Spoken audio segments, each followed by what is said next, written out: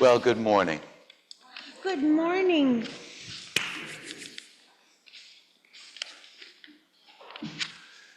So, it was a married couple,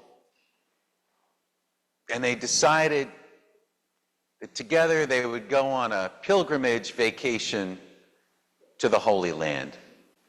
And let's say this story takes place 2 years ago, back when people still did that. And so, they went on their vacation together, and but while they were on a tour of the city of Jerusalem, the husband dropped dead.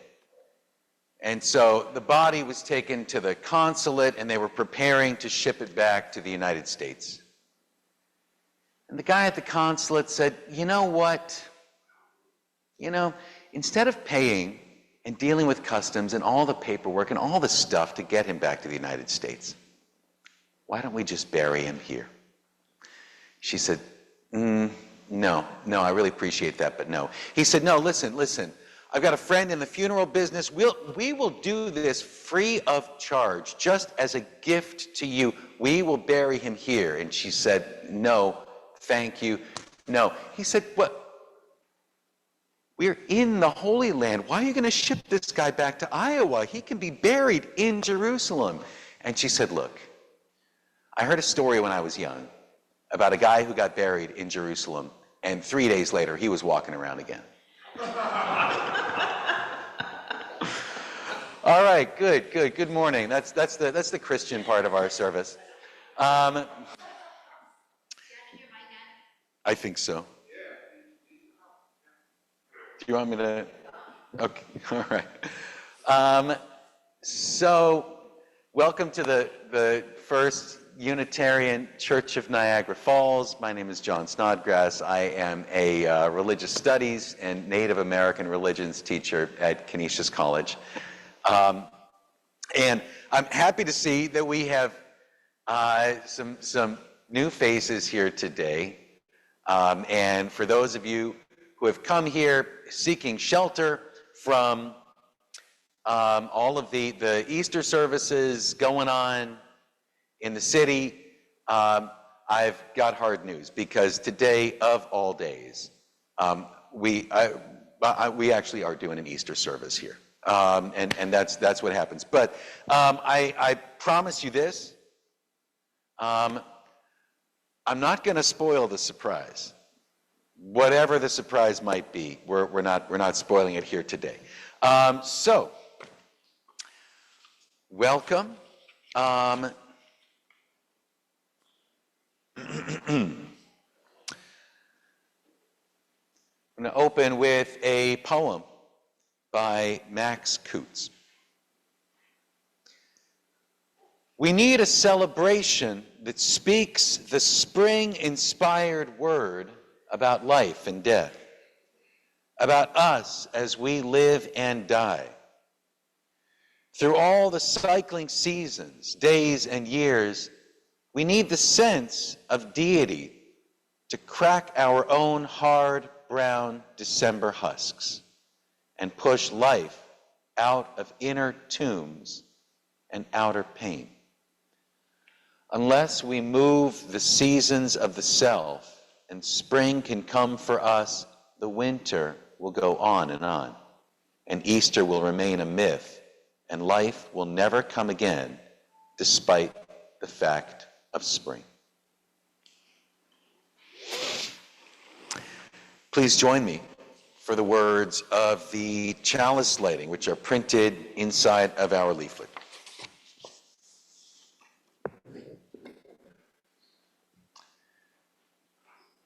May the light we now kindle inspire us to use our powers to heal and not to harm, to help and not to hinder, to bless and not to curse, to serve you, Spirit of freedom.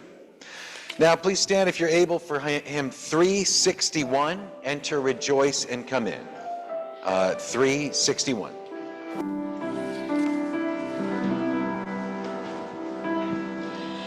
Enter, rejoice, and come in.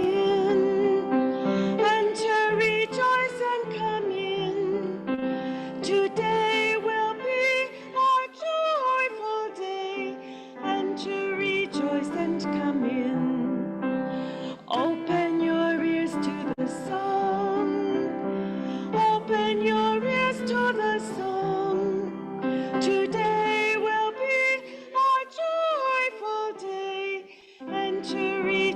and come in. Open your hearts, everyone. Open your hearts, everyone. Today will be a joyful day, and to rejoice and come in. Don't be afraid of some change. Don't be afraid of some change. Today will be a joyful day, and to rejoice and come in. And to rejoice and come in. And to rejoice and come in. Today will be a joyful day, and to rejoice and come in.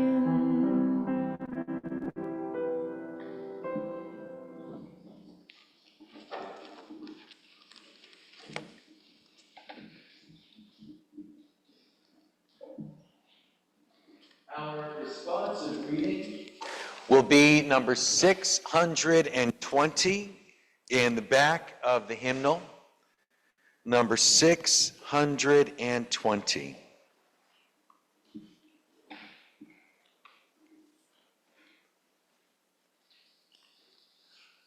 This is a poem by Edna St. Vincent Millay.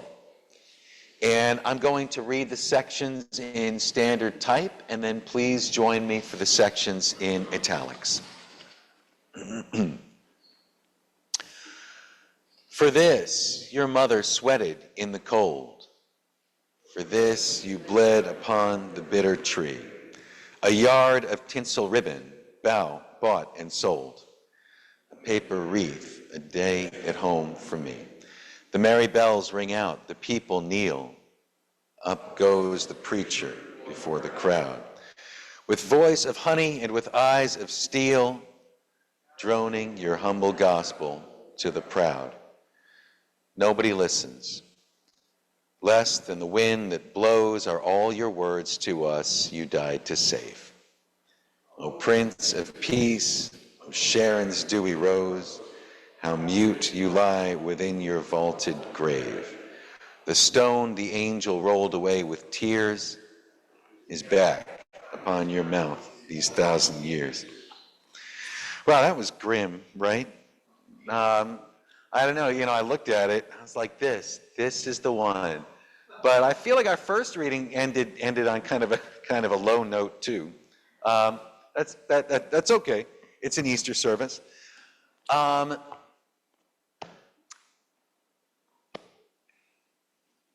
Being a small congregation means that we can still share in one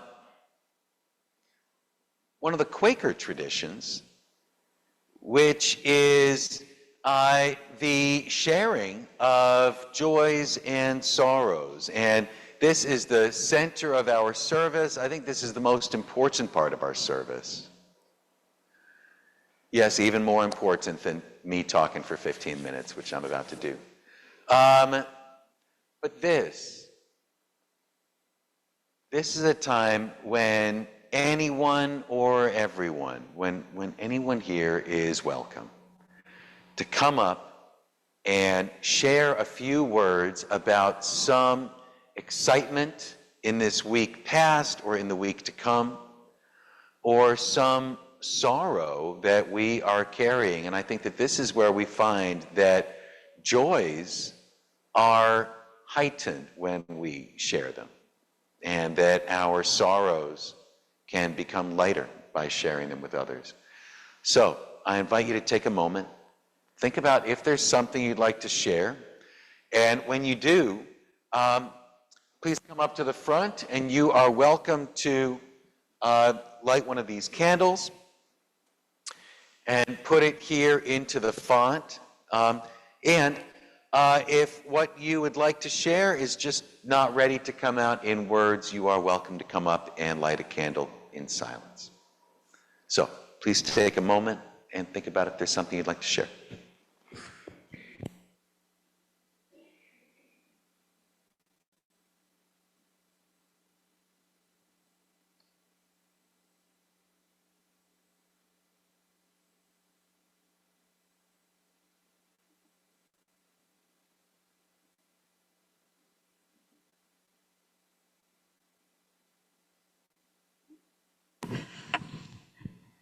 I just want to say a welcome to Jim Hufnagel because we hardly ever see him, and I'm so pleased you're here today.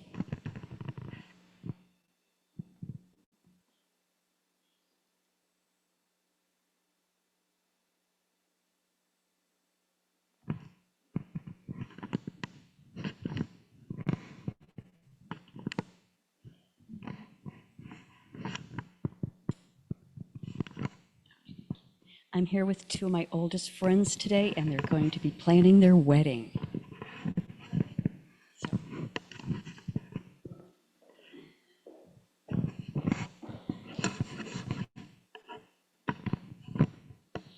So tomorrow is going to be a bittersweet day for me. It's my last day at working at the animal hospital that I founded 32 years ago. It's going to be hard, but I also think it's very appropriate that it's happening on April Fool's Day.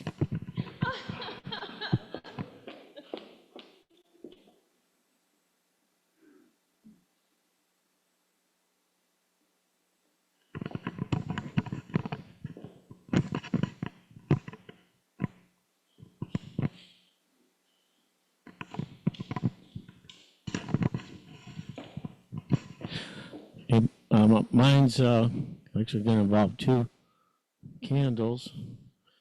One, we're both concerns. I have a stepbrother, David Maynard, Florida. Lived down there for quite a few years, and he got really sick a month or so ago, a septic shock or something. Don't quite understand what all happened to him. It was like a stroke. And he was in the hospital for a while. He's gotten better, but he doesn't remember much of anything. And they have him, I hope it's temporary, in a nursing home.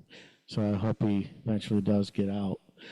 But the biggest concern I have is his grandson, Austin, who was his daughter Melissa's son. He ran away recently, far as we know. He ran away, and they haven't found him yet. So this happened during this past week. So some prayers and thoughts for Austin.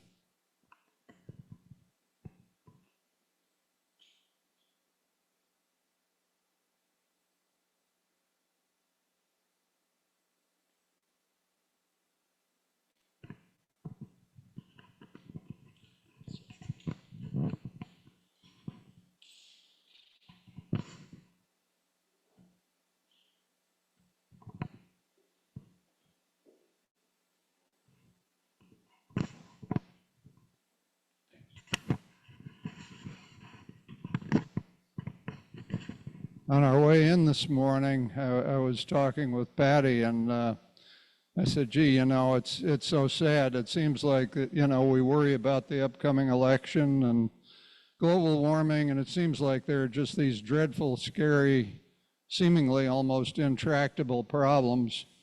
And I kind of stopped and thought about things this country has done over the years, and I thought, you know, anything that's wrong is within our power. I mean, not just us, but collectively the society's power to fix. And it's in our power. It isn't hopeless. It's a matter of will. And all we can hope, I hope, is that we can summon the collective will, not obviously just us, but everybody, to just go forward and straighten out these things that plague us, because we can do it. We really can. And I think that's a nice, something nice to just think about. So thank you.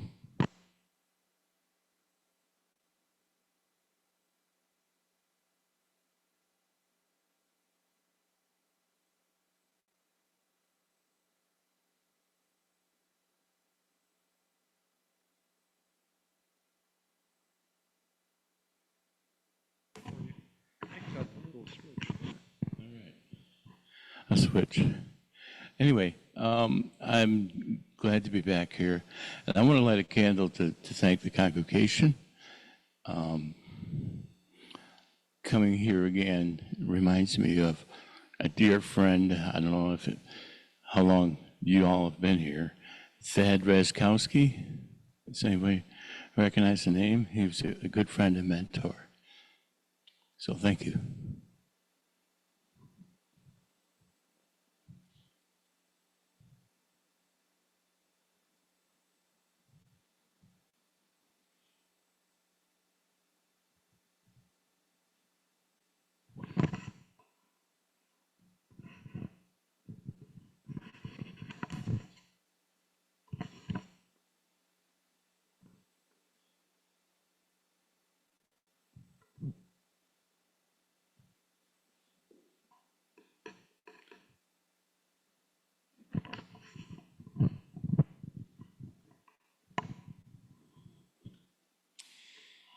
Well, I would like to express a joy that we've got so many candles in here, and that is really, as a matter of fact, look at this. Oh, that's all of them, except for these two. I'm going to light a candle for that joy, and I've got a mixed joy and concern. My wife Elizabeth and my oldest son Jackson are currently participating in a mission trip in Congo. So they are in Africa for the next 2 weeks, and so I'm holding down the fort with the younger three, who are all downstairs right now. So I should probably light a candle of concern for any food. For any Easter treats that are downstairs, but I've already talked with them about it. I've said if the Easter Bunny came here, that's not our thing. Okay. And I'm gonna light one last candle for those joys and concerns that we are still carrying inside. And that's all the candles.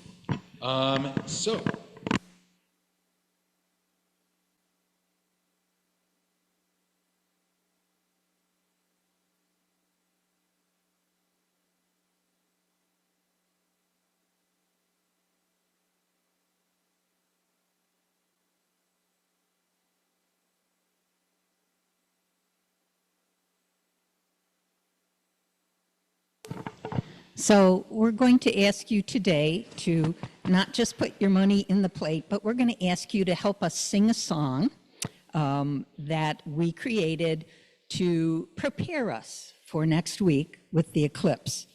And your part will be dum da dum da da da da da da da da da dum da dum da da da da da da da da. Okay? Okay. Dum dum da da da da da da da da da dum da dum da da da da da da da da da. We'll see Sizzly quite soon. The earth and sun will line up with the moon. We're in the path of totality. Da dum da da da da da da da da da dum da dum. Da da da da da da da da da. If you watch the entire thing, you'll see Bailey's beads and the diamond ring. We're in the path of totality. Earth, moon, sun, all in a row. This is syzygy, don't you know? Hard to say, so take it slow. Protect your eyes when you observe the sun. Ocular damage would not be fun. We're in the path of totality. Dun, dun, da da da da da da da da da dum, da dum, da da da da da da da da da dum. So we just made that up this morning.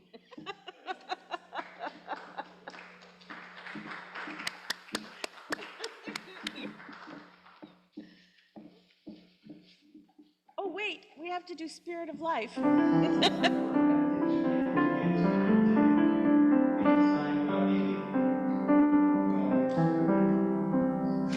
Spirit of life, come unto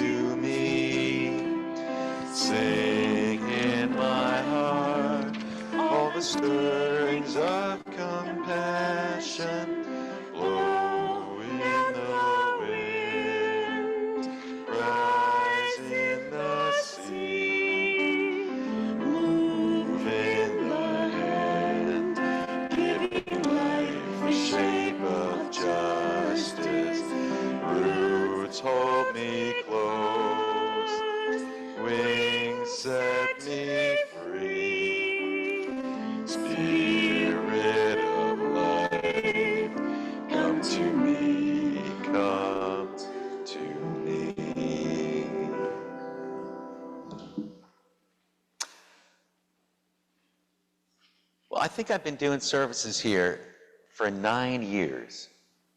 And so I'm going to do something today that I've never done in this room before.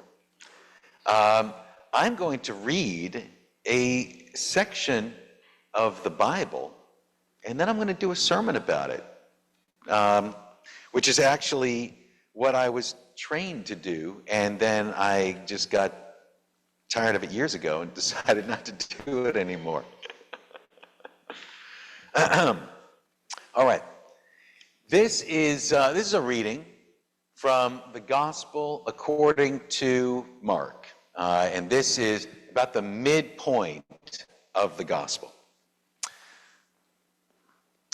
Jesus went on with his disciples to the villages of Caesarea Philippi. And on the way, he asked his disciples, "Who do people say I am?" And they answered him, "Some say John the Baptist, and others say Elijah, and still others say one of the prophets." He asked them, "But who do you say that I am?" Peter answered him, "You are the Messiah." And he sternly ordered them not to tell anyone about him. Then he began to teach them that the Son of Man must undergo great suffering and be rejected by the elders, the chief priests, and the scribes, and be killed, and after 3 days rise again. He said all this quite openly, and Peter took him aside and began to rebuke him. But turning and looking at his disciples, he rebuked Peter and said, "Get behind me, Satan, for you are setting your mind not on divine things, but on human things."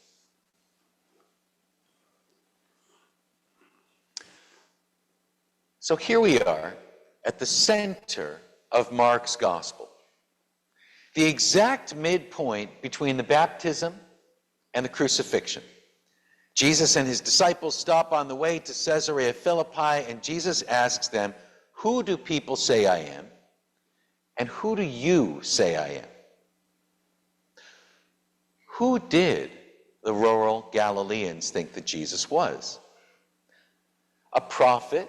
This must have been a real wake-up call for Jesus, because these guys, John, Elijah, Amos, Micah, Isaiah, Jeremiah, Zephaniah, Obadiah, etc., etc. These guys were all about bad news. Like, "The axe is laid at the root of the tree," said John the Baptizer. And Elijah said, "The whole house of King Ahab shall perish, and dogs will eat Jezebel. And because of you, Zion shall be plowed like a field. Jerusalem shall become a heap of ruins." Maybe none of you have ever had a job interview or a first date or a sit down with your kids where you walked out thinking, "Yeah, we really connected," only to find out later that what you said and what the other person heard like different languages.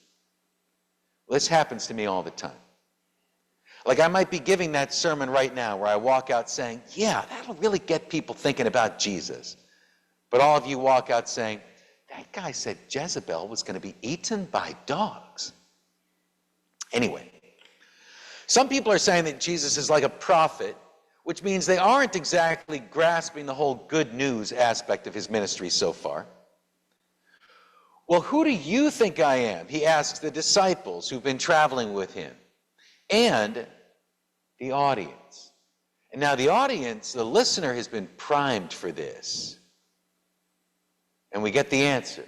"You are the Messiah." Messiah meaning the anointed one, the true king of Israel, who, like David, will unite the people into a mighty nation and drive the enemies away. And now Peter's got that feeling, like he and Jesus have really connected, like he told the teacher exactly what he wanted to hear.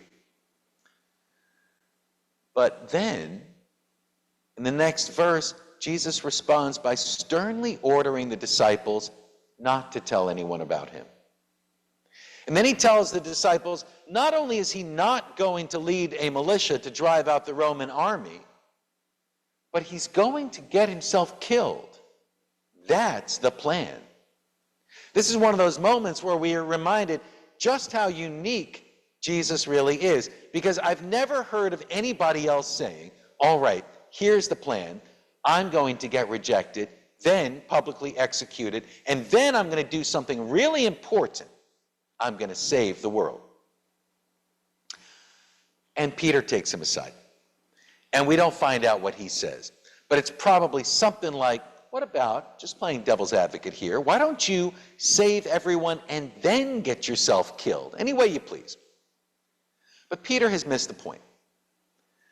Jesus might be a Messiah, but he's not that Messiah. He's a leader, but he's not that leader. He's a Savior, but he's not that Savior. The setting for this scene is very significant. Caesarea Philippi. These were the days before the invention of the greeting card. So Herod Philip, the ruler of the area, sent a message of admiration to Caesar by building a city and naming it after him. Caesarea Philippi, meaning to Caesar from Philip. Of course, Philip didn't build it himself, but it's the thought that counts. So Jesus and the disciples are walking by in their own hometown, a city that's named after the Roman emperor. It's built in the Roman style. So to them, this thing is this eyesore. It's a reminder of the colonial power. Now they walk and he stands next to it, but they do not enter Caesarea Philippi. By all gospel accounts, Jesus only entered one big Roman-style city. That was Jerusalem, and he did not get out alive. But on the way to Caesarea Philippi was a shrine at the foot of Mount Hermon. Even without a shrine, the place had been holy, lush, and tropical in appearance, with natural springs feeding the Jordan River.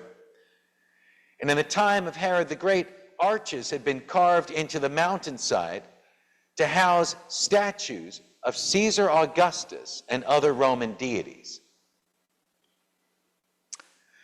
As the news of Jesus spread through the urban centers of the empire, Romans would begin comparing Jesus to their own Son of God, Savior of humanity, Caesar. Jesus in Mark's gospel seems to foresee this. He brings his disciples to this particular spot so that he can stand next to a life-sized statue of Caesar, surrounded by all of these statues of Roman deities. And it's there that he asks his disciples, who do people say that I am?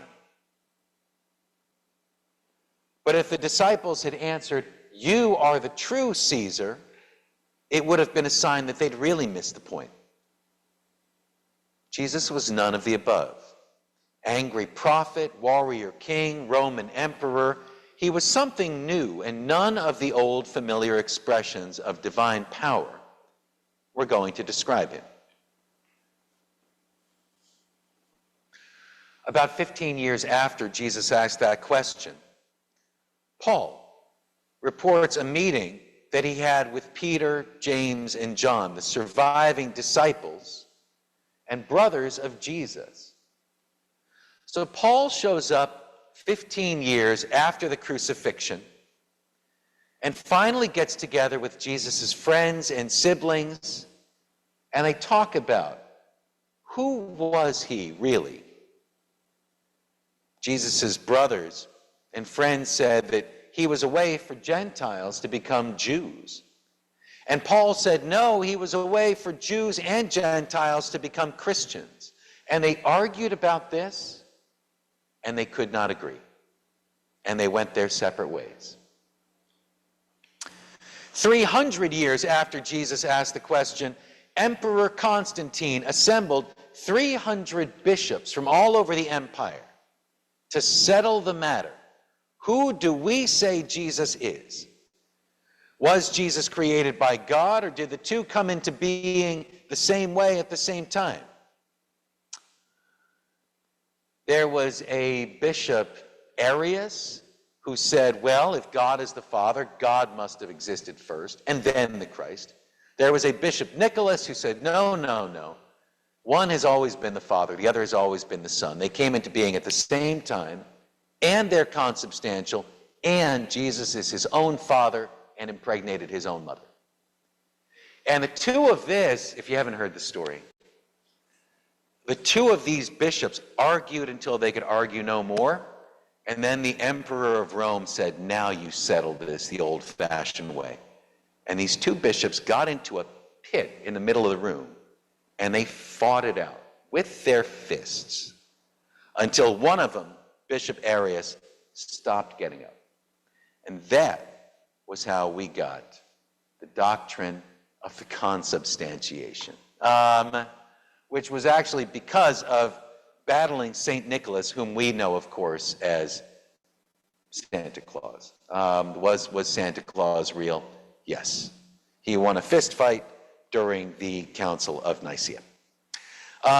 Anyway, so the emperor had gathered all these bishops together to argue and sometimes to fight, and the emperor stood on the sidelines as the referee. And this was one of those cases in Christian history where might made right. And when the dust settled, they had a draft of the Nicene Creed. Who was Jesus? And they had come up with this: God from God, light from light, true God from true God, begotten, not made, of one being with the Father. The fact that they give this same answer 5 times is an indicator that the other point of view did not disappear quietly. At around this same time, it was decided that the church would endorse not 1, but 4 gospels. Because, as Bishop Irenaeus explained, as the earth has 4 corners, so there should be 4 gospels.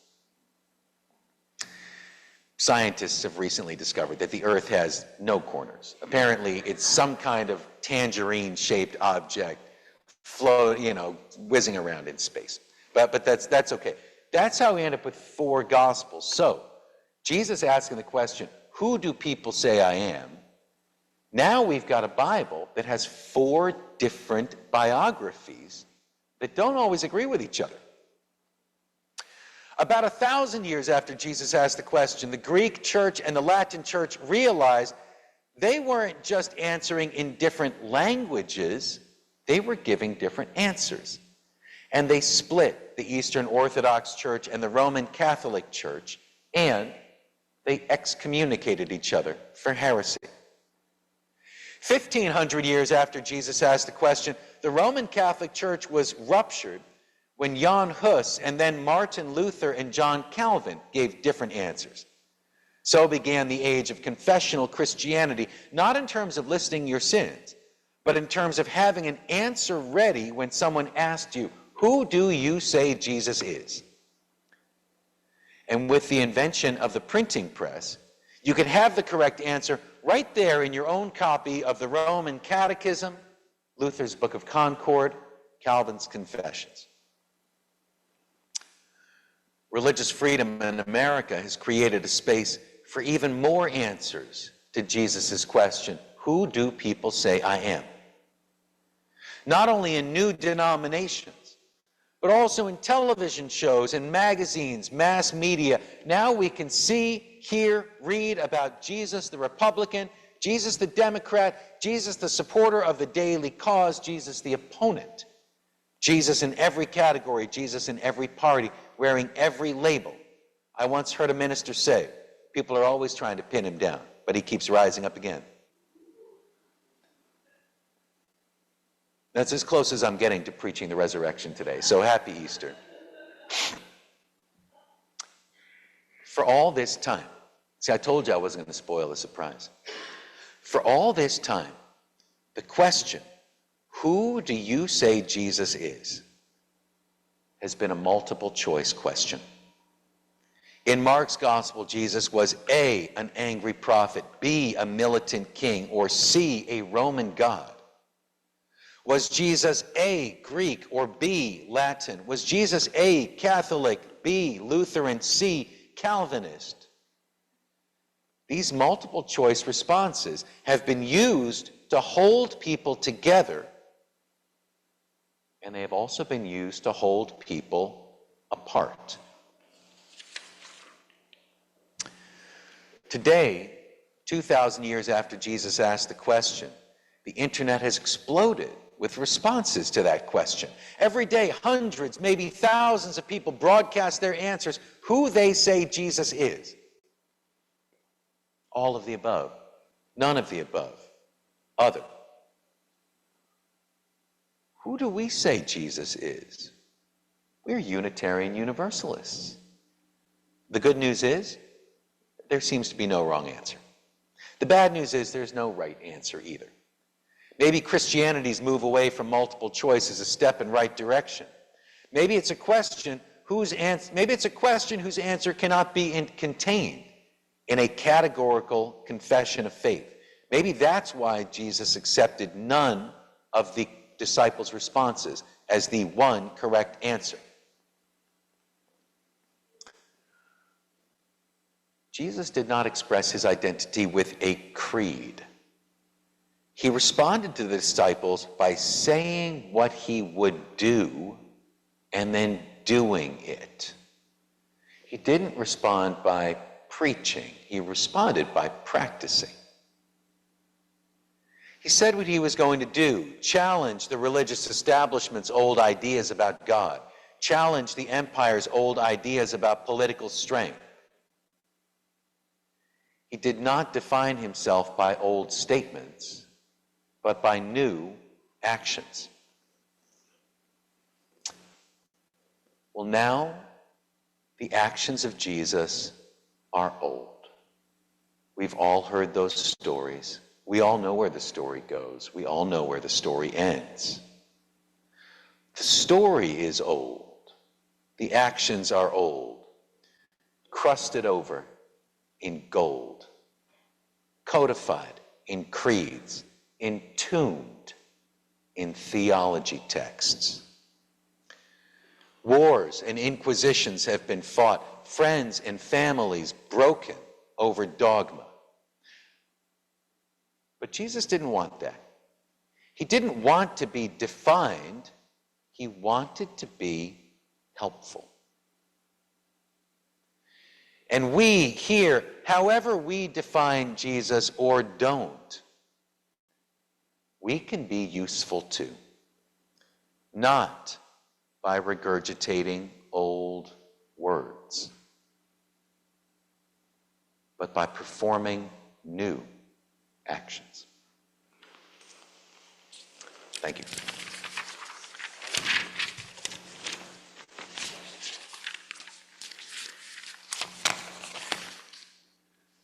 Please stand if you are able for hymn 131, Love Will Guide Us.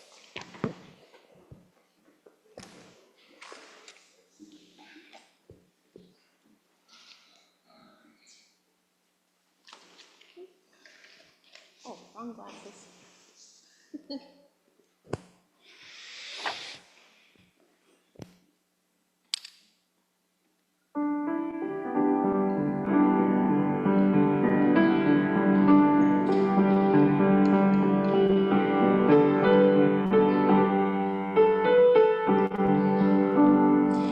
Love will guide us, peace has tried us, hope inside us will lead the way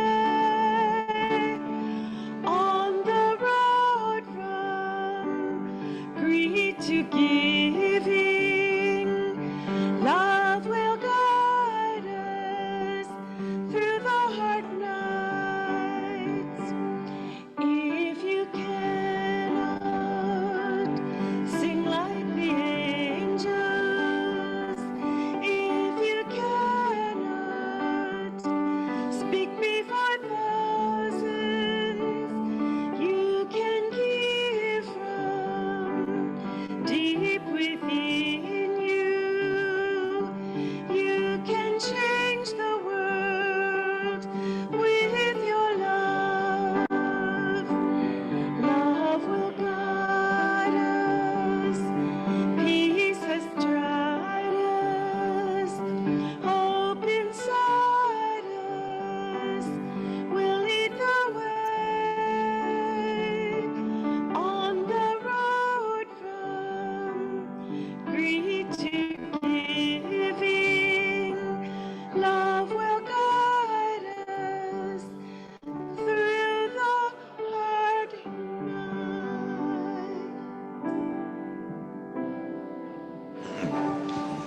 Do we have any announcements today?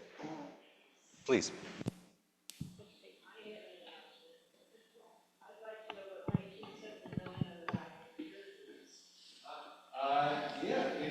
Yes, I've got, whoever do I see is all the Chinese children. The year where you were born. There we go, look at that. Yes, if I had jelly beans, I would. We have jelly beans downstairs. We do have a coffee hour. We also have an Easter egg hunt. It's an adult Easter egg hunt. There are 15 adult boxes. I didn't know there were children who are going to be here, so we cannot give them to the children. Everything is adult, it's legal. And then there is food downstairs. We also have mimosas. So as we go downstairs, there's 15 boxes. If anybody wants to find any, if you're offended, don't look inside them. And then I'll make mimosas and we'll have some food to eat as well.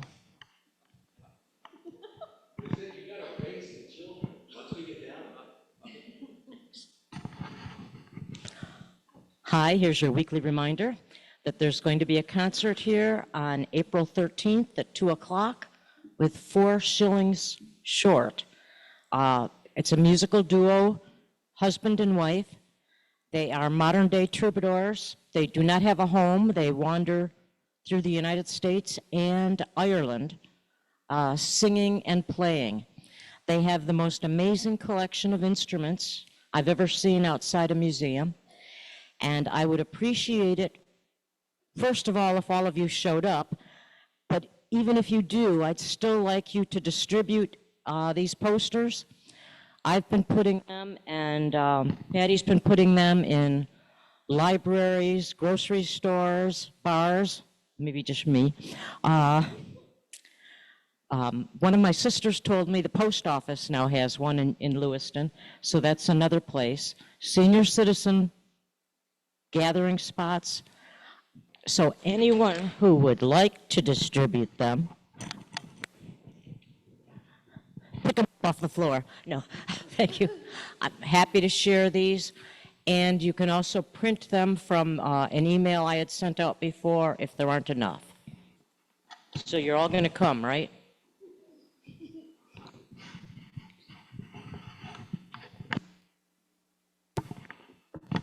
And for our new guests, you're probably wondering why we're talking about the eclipse, but it's the theme of our pledge drive this year. And the pledge drive is, our big event is next Sunday. We're going to play a game, and we're going to have fun like we always do, so we hope you will all show up. And I also have an announcement. Is the thing on? Okay. So this week at the Main Street Library and also out at LaSalle, they're having all sorts of lectures. Folks from NASA are coming. I've got a deputy director of science activation, launch site integration engineer, something heliophysics division, and on and on. So I will leave the poster out on the desk if anyone wants to take a peek. And also, whether you want to hear this or not, I did put in, as actually was going to be the last hymn, and then I thought, I'll just sing it. And it's based on the old Rugged Cross melody, but I've called it the Old Rugged Rabbits. In a church here to stay, the fun rabbits say, with the emblem of peaceful acclaim.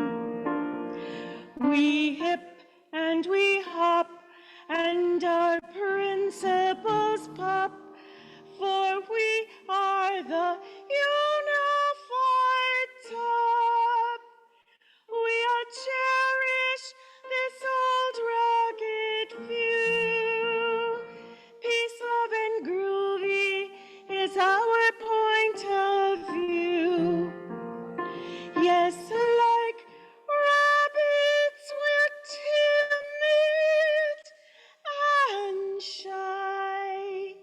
And cha-cha, we will chuckle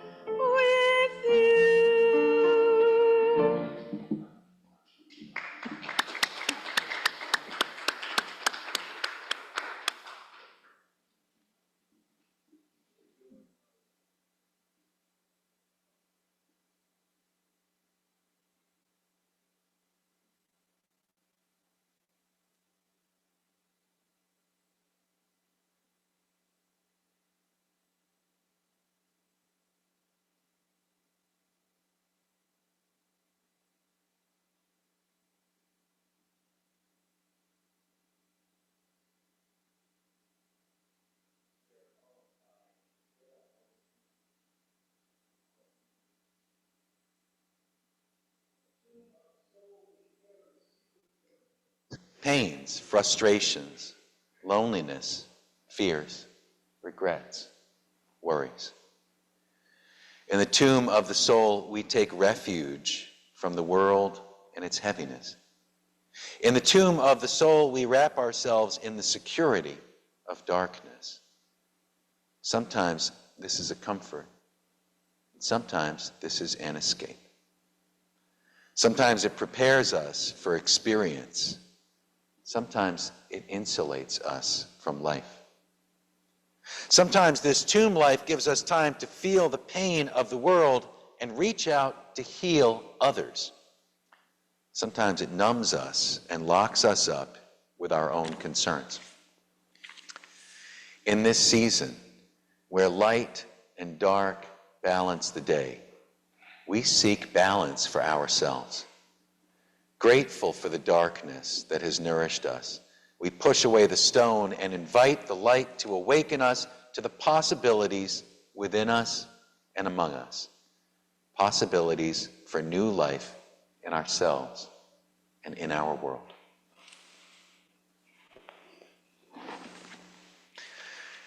Please join me for the words of extinguishing the chalice. They're printed here inside of your leaflet.